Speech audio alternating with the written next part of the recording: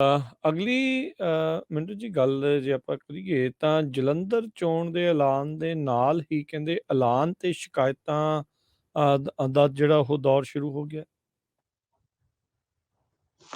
ये तो बस ठीक है, जो चोन जाब्ता लग गया वो चलेगा ना। ऐलान भी होंगे, ऐलान कौन करेगा कि मान साहब ਹੁਣ ਮਾਨ ਸਾਹਿਬ ਨੇ ਜਿਹੜੇ ਐਲਾਨ ਕਰਨੇ ਸੀ ਉਹ ਪਹਿਲਾਂ ਕਰ ਦਿੱਤੇ ਸਨ, ਕਿਉਂਕਿ ਇਹਨਾਂ ਨੂੰ ਪਤਾ ਲੱਗ ਗਿਆ ਸੀਗਾ ਕਿ ਚੋਣ ਜਾਬਤਾ ਲੱਗੇਗਾ। ਤਾਂ ਬੀਤੇ ਦਿਨ ਹੀ ਇਹਨਾਂ ਨੇ 4-5 ਗੇੜੇ ਮਾਰਨ ਉਪਰੰਤ ਪ੍ਰੋਜੈਕਟਾਂ ਦਾ ਕਹਿ ਦਿੱਤਾ ਸੀਗਾ ਕਿ ਅਸੀਂ ਤੁਹਾਨੂੰ ਇਹ ਦੇਵਾਂਗੇ, ਅਸੀਂ ਤੁਹਾਨੂੰ ਆਹ ਦੇਵਾਂਗੇ।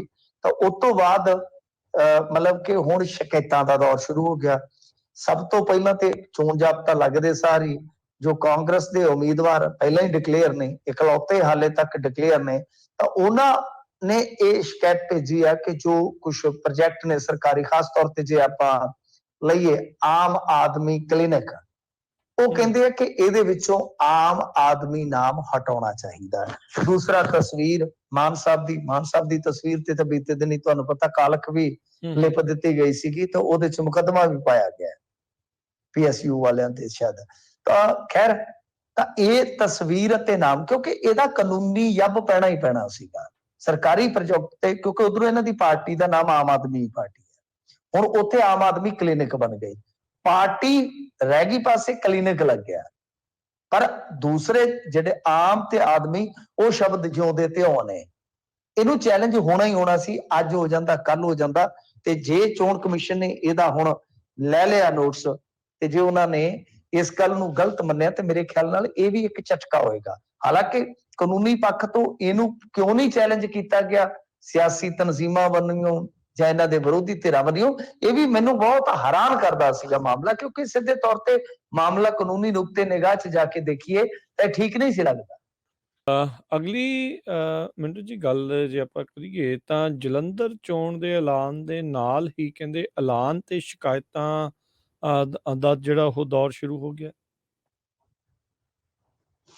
ये तो बस ठीक है, जो चोन जाब्ता लग गया वो चलेगा ना। ऐलान भी होंगे, ऐलान कौन करेगा कि मान साहब ਹੁਣ ਮਾਨ ਸਾਹਿਬ ਨੇ ਜਿਹੜੇ ਐਲਾਨ ਕਰਨੇ ਸੀ ਉਹ ਪਹਿਲਾਂ ਕਰ ਦਿੱਤੇ ਸਨ, ਕਿਉਂਕਿ ਇਹਨਾਂ ਨੂੰ ਪਤਾ ਲੱਗ ਗਿਆ ਸੀਗਾ ਕਿ ਚੋਣ ਜਾਬਤਾ ਲੱਗੇਗਾ। ਤਾਂ ਬੀਤੇ ਦਿਨ ਹੀ ਇਹਨਾਂ ਨੇ 4-5 ਗੇੜੇ ਮਾਰਨ ਉਪਰੰਤ ਪ੍ਰੋਜੈਕਟਾਂ ਦਾ ਕਹਿ ਦਿੱਤਾ ਸੀਗਾ ਕਿ ਅਸੀਂ ਤੁਹਾਨੂੰ ਇਹ ਦੇਵਾਂਗੇ, ਅਸੀਂ ਤੁਹਾਨੂੰ ਆਹ ਦੇਵਾਂਗੇ। ਤਾਂ ਉਸ ਤੋਂ ਬਾਅਦ ਮਤਲਬ ਕਿ ਹੁਣ ਸ਼ਿਕਾਇਤਾਂ ਦਾ ਦੌਰ ਸ਼ੁਰੂ ਹੋ ਗਿਆ।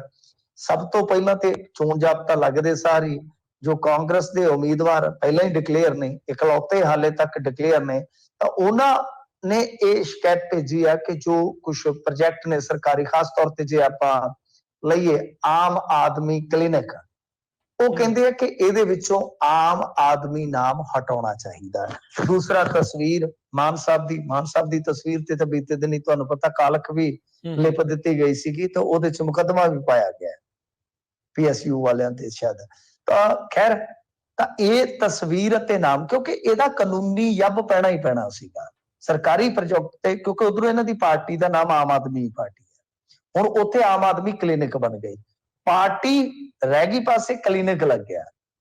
ਪਰ ਦੂਸਰੇ ਜਿਹੜੇ ਆਮ ਤੇ ਆਦਮੀ, ਉਹ ਸ਼ਬਦ ਜਿਉਂਦੇ ਤੇ ਹੋਣੇ, ਇਹਨੂੰ ਚੈਲੰਜ ਹੋਣਾ ਹੀ ਹੋਣਾ ਸੀ। ਅੱਜ ਹੋ ਜਾਂਦਾ, ਕੱਲ ਹੋ ਜਾਂਦਾ।